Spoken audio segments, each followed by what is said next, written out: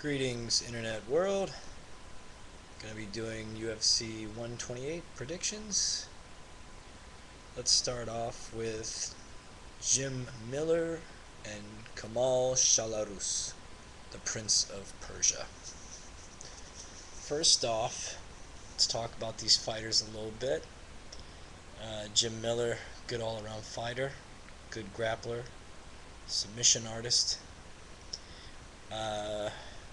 He's been doing well.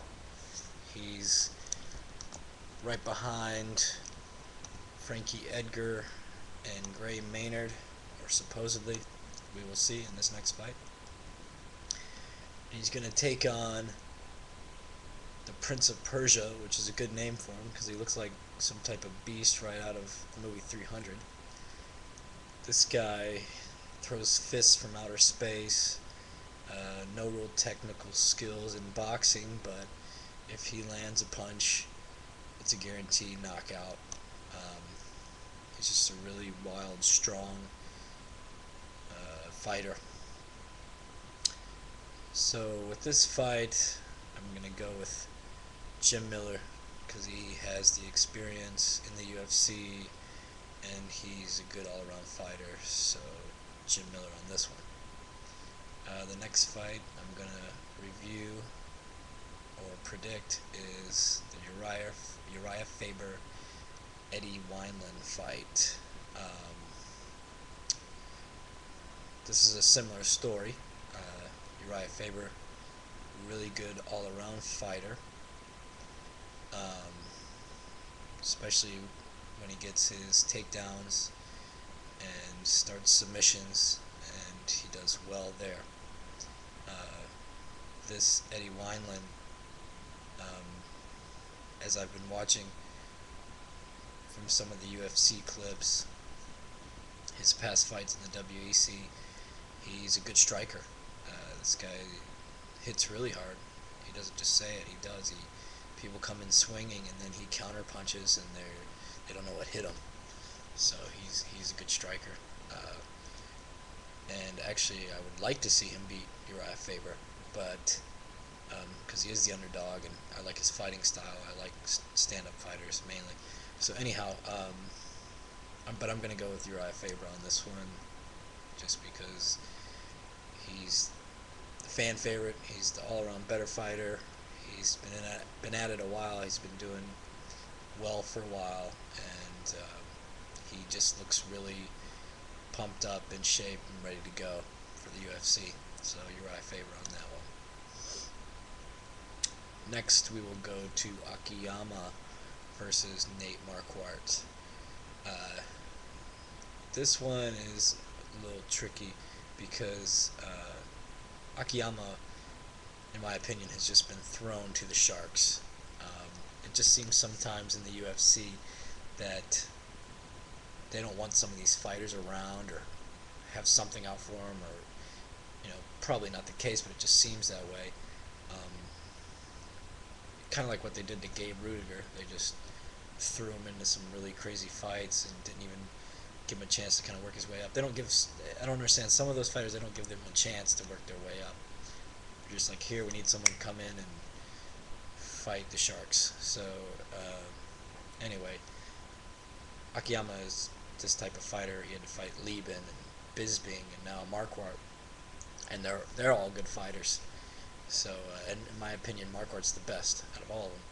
So with that being said, definitely going to go with Marquardt on that one. He's just a better all-around fighter, and it's just a shame for Akiyama because I'd like to see good Asian fighters do well, especially someone like him with Korean descent that lived in Japan, and it's a true mixed martial artist right there, just the best of both worlds, Taekwondo, karate, and obviously there's a lot more to it, but I would have liked to see him done more, but gonna have to go with Marquardt on that one. Next, we'll go to the main event, which is Shogun versus Jones.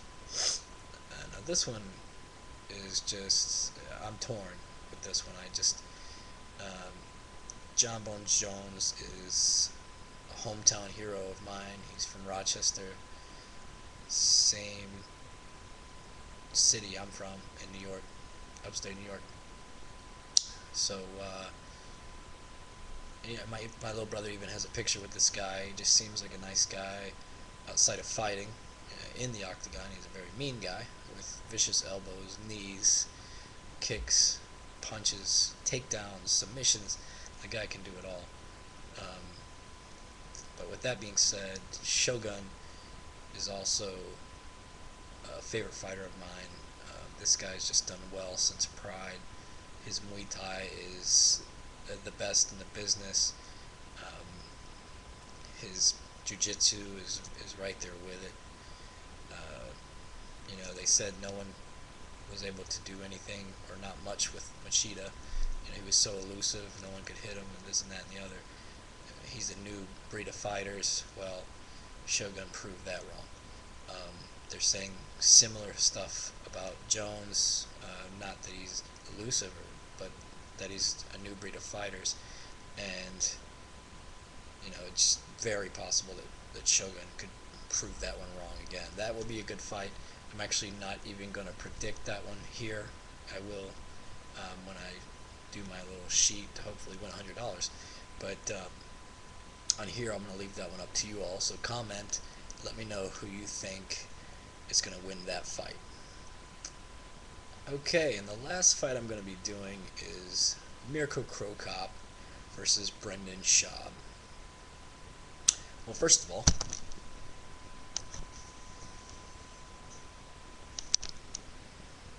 that's right, Hrvatska, bitches. So with that being said, I'm going with Cro-Cop on this one. I think Cro-Cop is ready for this fight. I think after the Mir fight, he's really started to train hard.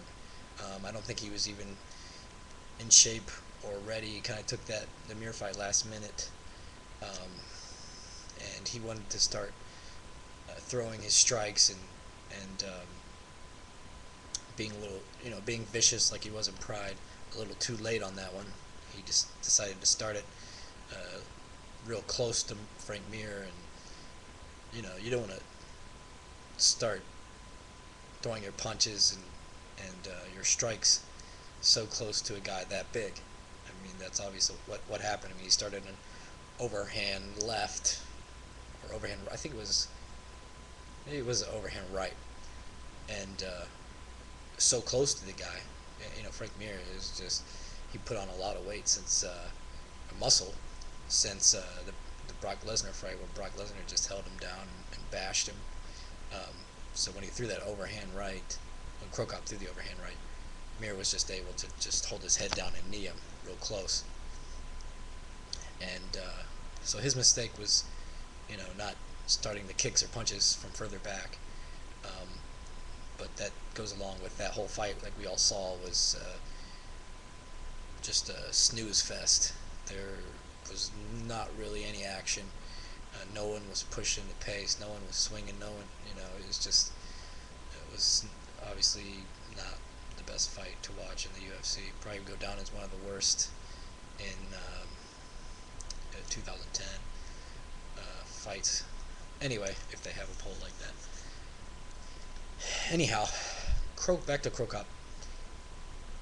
The third round that we saw against Pat Barry really showed that he's able to do what he did in Pride. He may not have knocked someone out with that head kick, though he did throw an axe kick, and he threw the vicious punches, knocked him down, and then he showed that he still has some submission game that he's able to use at any time. So with those attributes,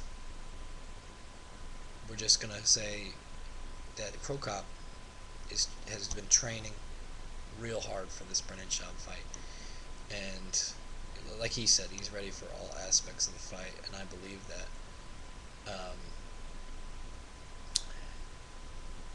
People argue that he could have lost to Pat Barry when Pat Barry knocked him down with a punch, and that's true.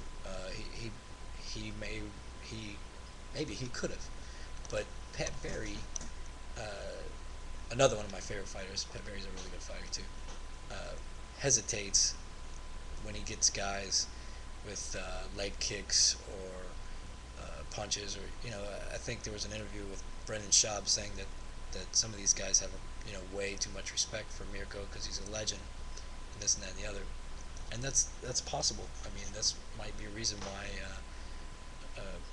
Pat Barry didn't pounce on him, but Pat Barry hesitates when he hit Beltran with those kicks here and there, and the guy could barely walk. I mean, he just would let him do whatever and then kick him again instead of like throwing an uppercut or a hook or something and going for the knockout, for the vicious knockout. And I think that's where Brendan Schaub will excel, like in his fight against Gonzaga, where he just chased him down, swung at him, and used a lot of good boxing techniques to get out of the way and throw punches and this and that. He could try that, but what I'm trying to say is Cro-Cop is ready for this fight. He said he's never felt better. He's got competitive fire back. He's gonna fight like that third round of Pat Barry, and he's gonna throw those punches and those kicks and everything, and he's just gonna come out, vicious. So if Schaub wants to try to push the pace, get in real close, or run after him or whatever, then he better be ready to look out for a head kick or a straight left or combination, whatever. I'm telling you, this time, Cro-Cop is ready. But at the same time, I'm not going to take anything away from Brendan Schaub because he is good. He did really well in The Ultimate Fighter. He was one of the cool characters on The Ultimate Fighter. He always kept a level head, just wanted to train, just wanted to fight. He's big. He's got really good boxing skills. He did overcome a lot of adversity. He got taken down a few times by a good wrestler and by a huge dude, and just managed to scramble and get out of there and just punch them out. He does have a devastating right hand. He's trying to say now, like, left hand fight of the night, right hand knockout of the night. He's trying to get all Cro-Cop style with it, but the fact is, just like Cro-Cop says, he is still just a rookie. I do want to see him do well in the future, but not in this fight. We're definitely going to have to go with Cro-Cop on this one. Alright, so post your comments and your predictions as well. Vidimose.